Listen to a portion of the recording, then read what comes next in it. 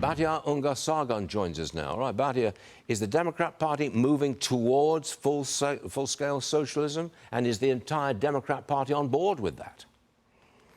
Good morning, Stu. Thank you so much for having me. It's always such a pleasure and an honor to join you and your viewers.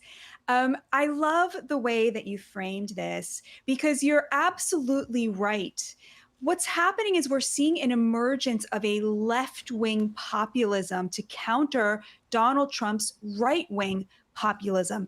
And the difference is this: it's in how you view labor and work.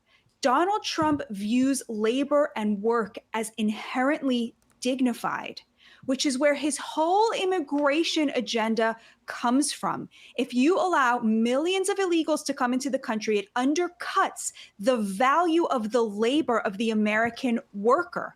So if you love work and you think it gives dignity and you love America, you're going to have a right-wing populist model to try to protect the dignity of the labor of the American worker. Contrast that with Mamdaniism and now Elizabeth Warrenism. In their view, labor and work is inherently humiliating and undignified. We should allow millions of illegal workers to come in and undercut Americans in the labor force. Remember, Mamdani is anti-ICE. He fought Tom Homan in that clip. And you should then bolster the welfare state so that, these over-credentialed, downwardly mobile elites can stay at home in rent-controlled apartments and become podcasters. It's about work and it's about America. And those two things come together in how you view immigration. You're right. Now listen to what former House Speaker Newt Gingrich says. He says Trump's going to rival or surpass FDR in terms of shaping American politics. Watch this.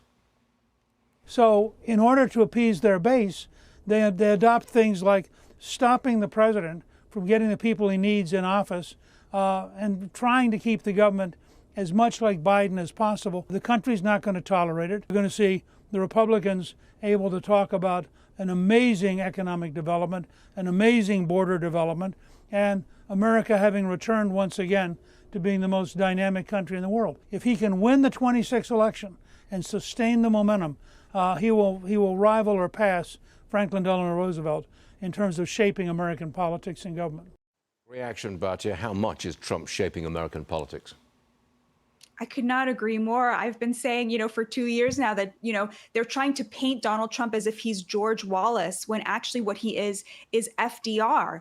He simply stole FDR's agenda. It's such genius. Socially moderate, anti-war, protectionist, and pro-worker. But he added, Stu, to the pro-worker stuff like tariffs and controlling the supply of labor. He added to that very pro-business stuff like cheap energy and deregulation and slashing corporate tax rates if you reshore manufacturing. It's total genius. And we're going to be feeling the impact of this agenda and this economy in 5 generations. Yes, we are. 5 generations. I don't know about that, but it certainly has a big impact. Batya, thank you very much for joining us this morning.